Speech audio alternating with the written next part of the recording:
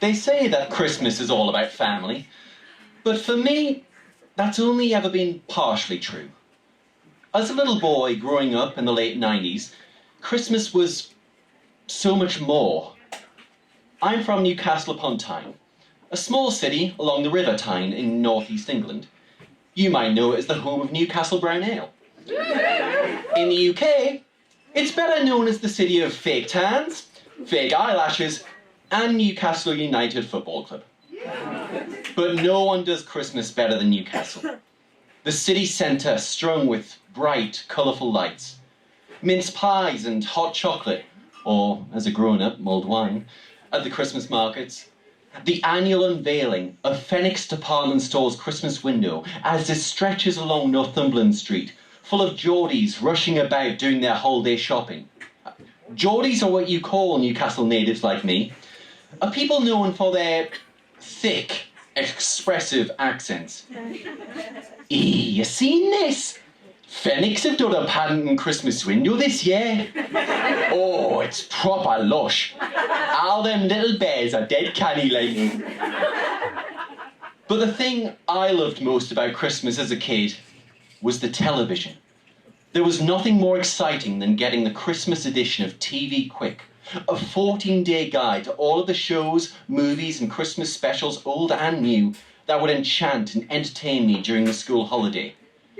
My favourite was the VHS copy of the Sooty Christmas special my parents bought me when I was 7.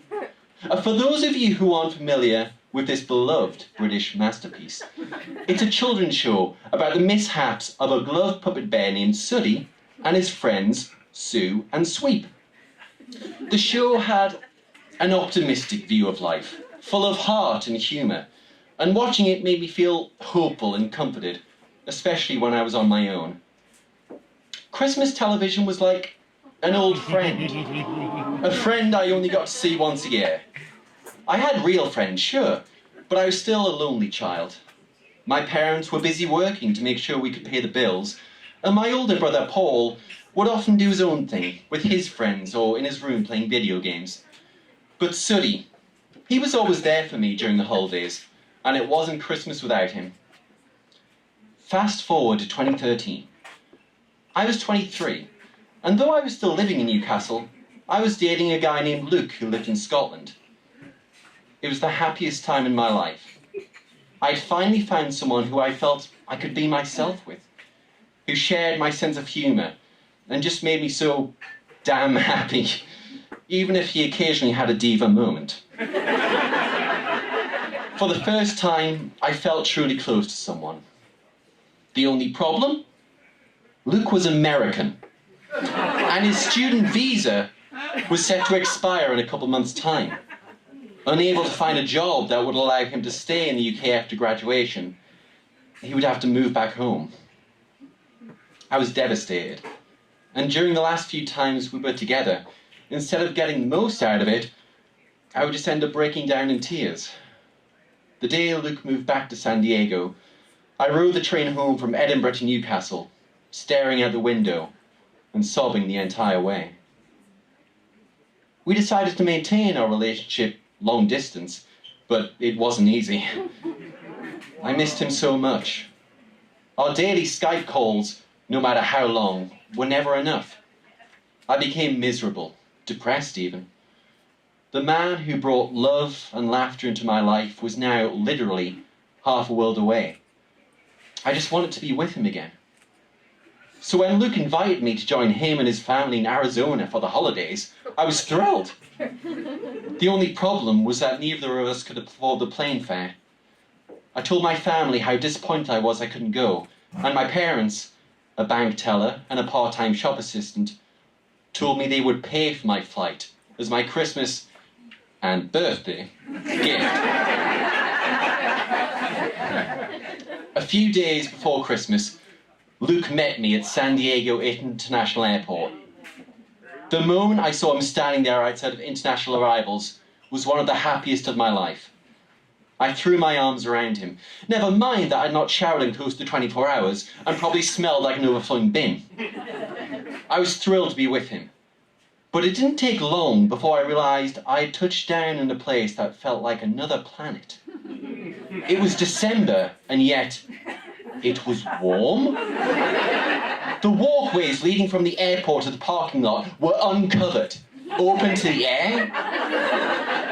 There were palm trees gently swaying, and I even considered taking off my coat. "We're not going straight home," Luke told me as we got in his car. "We're not?" He wouldn't say where we were going, but there was a glint in his eye. 15 minutes later, we pulled up to Catia's Mexican Casino in Point Loma. We went in, and he told me to have a seat while he purchased 2 full-size orders of carne asada fries. What we received were, in fact, 2 gigantic platters of steak heaped on fries, beans, cheese, guacamole, sour cream, and a partridge in a pear tree. This thing could have fed my family for a week. After a couple of days in San Diego, Luke and I set off on our road trip to Tucson to join his mom, stepdad, and siblings for Christmas. If San Diego had felt like an alien planet, nothing could have prepared me for Arizona. Getting out of the car in front of Luke's mother's house, I felt like I was being cooked for Christmas dinner. Fortunately, his family gave me an equally warm welcome, and I settled in for my first American Christmas. Obviously, Christmas here is different than Christmas in Newcastle. Instead of, "I'll repair, do you want some crumpets for your brekkie?"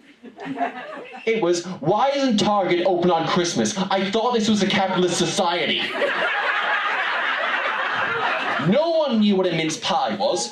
The bacon was different. And the TV stations were playing Die Hard rather than Sully. At least Luke's siblings seemed to find my accent hilarious. "Say water." "Water." "Say bottle." "Bottle." Luke chimed in. "Ask him how he says country." "Say country," they said. "No, I'm not going to. Say country." I sighed. "Country." They erupted with laughter. "You don't even know how to talk." It was all fun and games until 2 hours in, and everyone started screaming at each other. "Lizzie!" Luke shouted to his teenage sister. "I asked you to get your wet bathing suit off the bathroom floor." "I'll do it later." "Lizzie," added Luke's mum, "pick up your freaking bathing suit." "Oh my God, why is everyone screaming at me? Just leave me alone." Luke's sister stormed out of the room, weeping, and slammed her bedroom door behind her, the bathing suit still very much on the bathroom floor. Meanwhile, I stared down into my lap, wishing I were invisible. I don't like it when people argue. My family never argues, never yells or screams. In our house, you keep yourself to yourself. If something bothers you, you just pretend it's not happening and have another glass of wine. More and more, I find myself retreating to the guest bedroom to read or nap. On Christmas Eve, I tried Skyping my family, but they couldn't figure out how to work the webcam, so I ended up only getting audio, listening as the phone was passed from my mam to my Aunt Judith to my grandma so we could exchange holiday wishes. My mam was her usual self, complaining about the weather. Adam, it's freezing here. It's been snowing non-stop since Thursday. You can't even see out the window, it's that bad. Oh, and didn't even think about going to the shops to the chock-a-block. Me and your dad are just going to stay in the house where it's warm and cosy and have a cup of tea. I smiled, hearing all about Christmas back home. They were shocked when I said I'd gone outside in a t-shirt. And I told them all about this strange new drink I had discovered called root beer. Eh? Is it made from roots? My dad said. I've got plenty in the back garden. I wish I'd been able to see their faces. Christmas Day came, and the first present had not yet been opened before Luke's family started fighting. "I hate you all," shouted Luke's mother as she stormed into her bedroom. This was apparently a thing they all did. That afternoon, while Luke and his family watched a movie in the living room, their blowouts were frequent but never seemed to last. I grabbed a glass of wine and went to the bedroom to track down the Sooty Christmas special on YouTube. You can find anything on YouTube, it seems. I fell asleep to the sound of Sooty and his human friend, Matthew, singing "Home is Where the Heart Is." Next thing I knew, I woke up to Luke saying, "Adam, what are you doing in here? Come out." "In a bit," I mumbled, still half asleep. "In a bit when?" Luke was clearly in one of his diva moods. "You've been in here practically since we got here. You came all this way to spend Christmas with me, and you won't even come out the bedroom. What's wrong with you?" "I don't know." Then I said something I hadn't realized was true until that moment. I miss my family.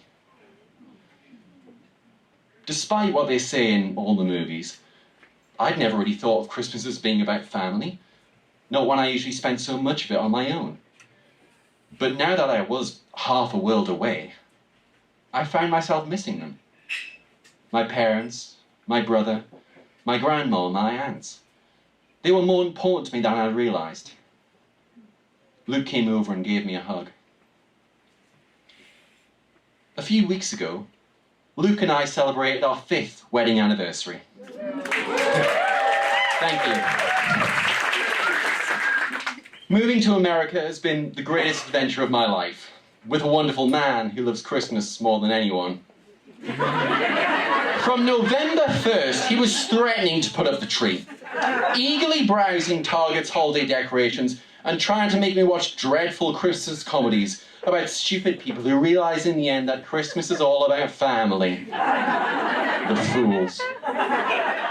These obsessions have now become my traditions. Luke, our dogs, Hugo and Holly, our cat Alice, they're as much my family as my loved ones in England, with whom we visited back in November and celebrated the holiday a month early. It was nice to be back in my hometown, to enjoy all the things I loved about Christmas as a kid, and to be with my family. And yet I found myself missing America. Deep down, some part of me was thinking, "Oh, I could proper gan for some carne asada fries, like." Oh. Well, maybe just a half order. Thank you. All right, everyone. Give it up for VAMP first timer, Adam Lightfoot.